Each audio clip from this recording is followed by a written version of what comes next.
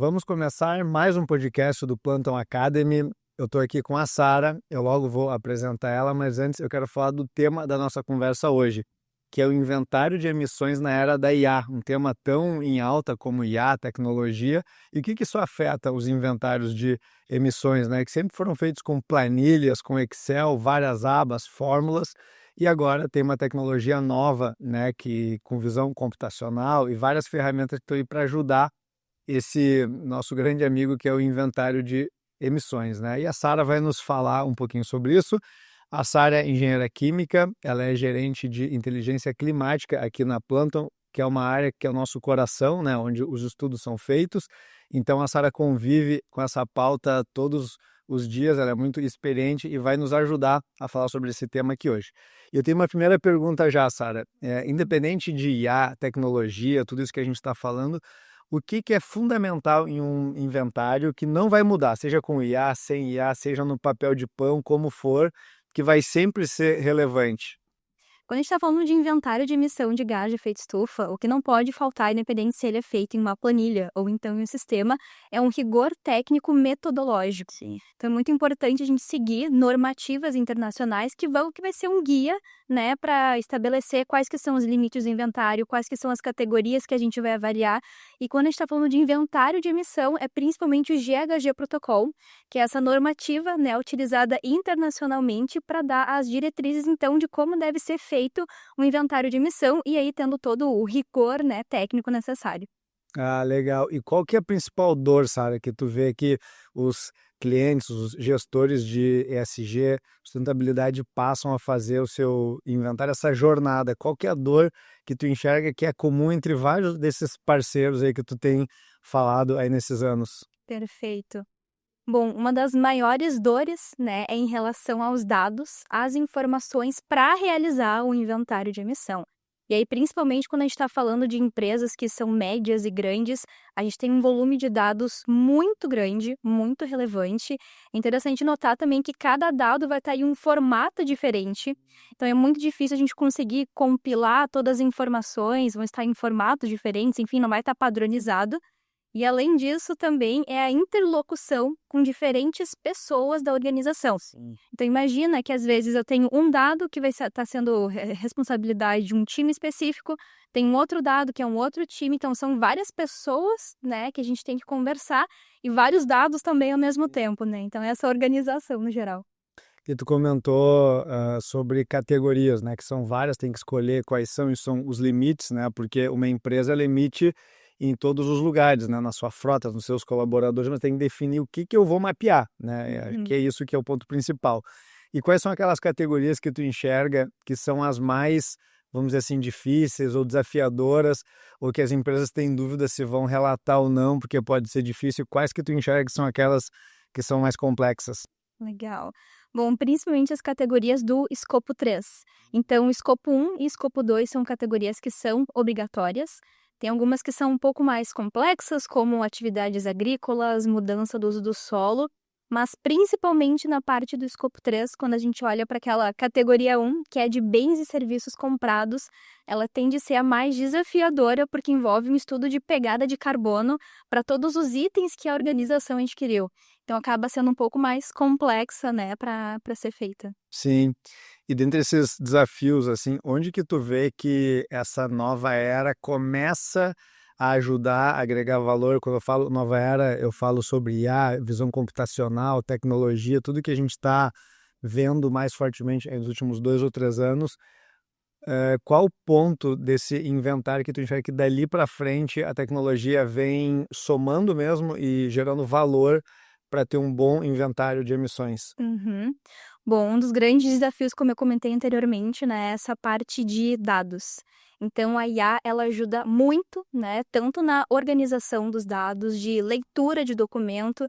E aí, nessa parte de leitura de documento, né, a gente pode ter N tipos de documentos das mais diferentes formas. Então, é muito difícil a gente conseguir manualmente, né, organizar tudo isso. A gente pode ter erros também de digitação, até de entendimento de informação.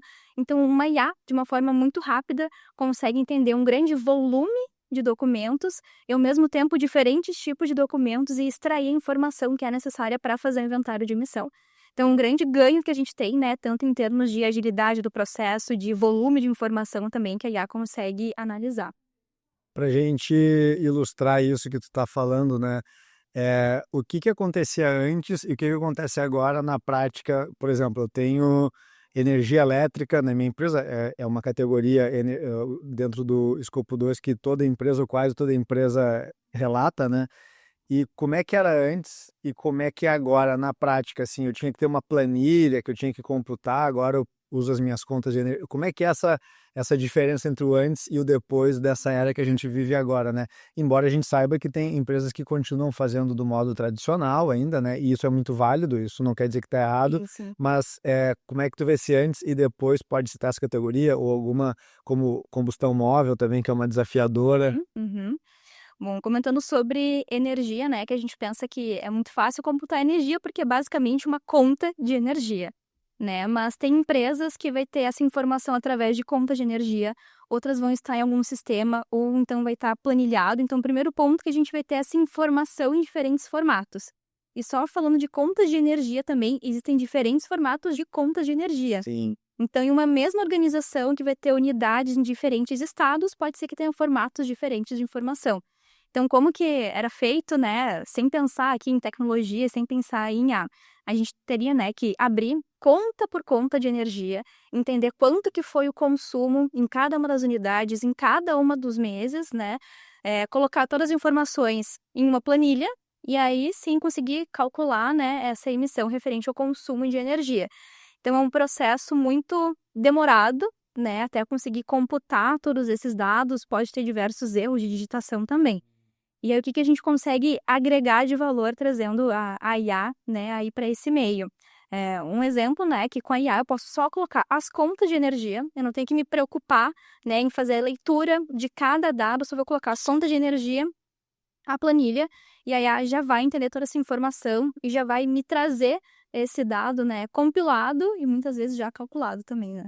Ah, que bacana. E como é que tu vê que isso impacta na vida mesmo do gestor de sustentabilidade, do analista, do especialista? Porque, pelo que tu está comentando, ele estava numa posição antes que ele tinha que fazer muito trabalho manual e agora com a IA, me parece que eu ouvi de ti, que ele começa a ficar numa nova posição. Sim. É interessante que a gente tem uma transição muito de um operacional para um nível mais de gestão das emissões. Então, quando a gente, coloca essas informações, né, e a gente acaba perdendo muito tempo, né, de forma manual computando tudo isso, é um trabalho muito mais operacional. E aí pode acabar faltando um tempo para a gente ver a nível mais de gestão, né, quais que são os gargalos, os hotspots ali das minhas emissões. Então, eu consigo ter essa transição e é de uma forma muito mais rápida, mais eficiente, já ter o cálculo de emissão e já conseguir identificar o que eu posso melhorar em relação àquilo. Ótimo. Sara, dentro dessa mesma seara do que tu acabou de falar agora, né? Isso muda, inclusive, a relação da área de sustentabilidade com o resto da empresa, porque imagino que eu já queria até emendar a questão do nível de coleta do ciclo, porque a gente vê que antes, com menos tecnologia, as empresas faziam uma coleta anual, agora é mais fácil fazer uma coleta mensal, bimestral e ter os dados um pouco mais atualizados. Eu imagino que isso afete, inclusive, a posição da área de sustentabilidade frente ao restante da empresa, nas reuniões de diretoria, tendo dados mais granulares e tal.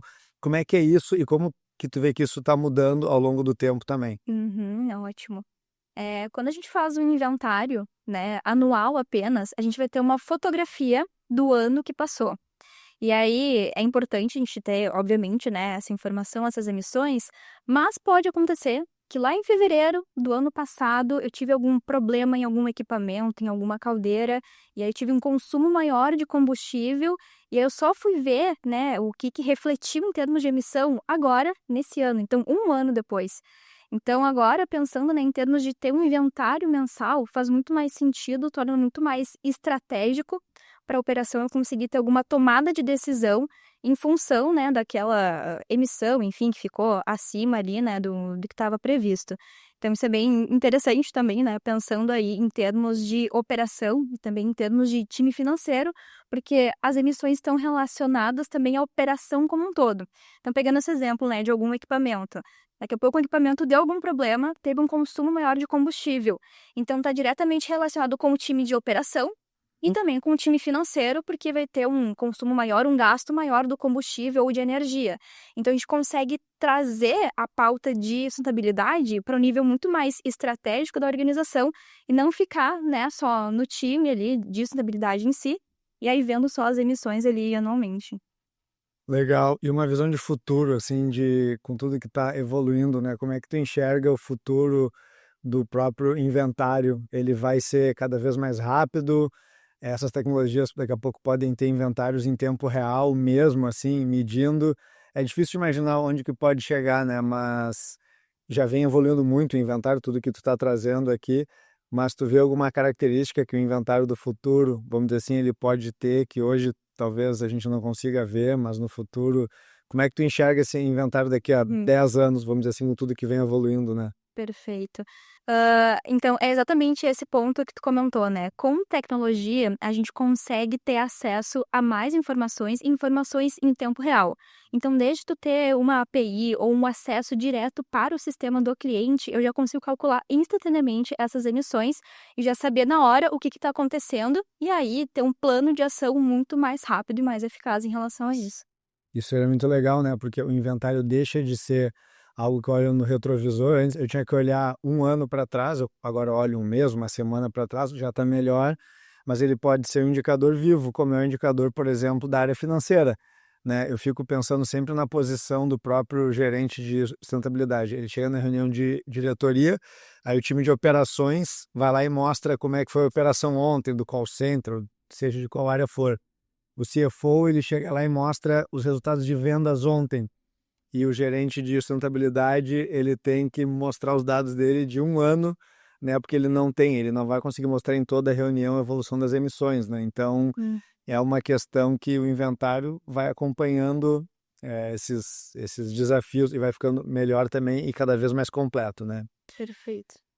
Bom, para a gente finalizar, tem alguma, enfim, mais algum benefício ou algum ponto que tu vê do inventário moderno, do que está agregando, ou algum caso que tu tenha visto com algum cliente que tenha vivido algum benefício, né, com tudo que tem de novo nos inventários? Perfeito.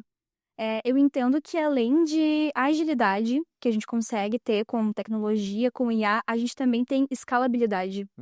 Então, uma coisa é a gente fazer um inventário de uma organização que tem uma unidade, tem 10 unidades, e aí já é outra história a gente olhar para uma empresa que vai ter 100, 200, 300 unidades.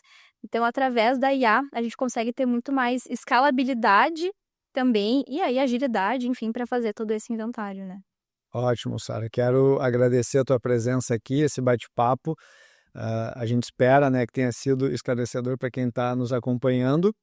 E a gente quer deixar também os canais da Planton para quem quiser nos seguir, quem quiser ter mais informações sobre inventário, tecnologia, IA, sobre tudo isso que é novo e que a gente está trabalhando aqui todos os dias. Os nossos canais são @PlantonOficial. A gente tem canal no YouTube, a gente tem Instagram e LinkedIn também. Então segue a gente lá para ficar por dentro de todos os conteúdos do Planton Academy e tudo que a gente está trazendo de novidades aí para vocês. Até mais!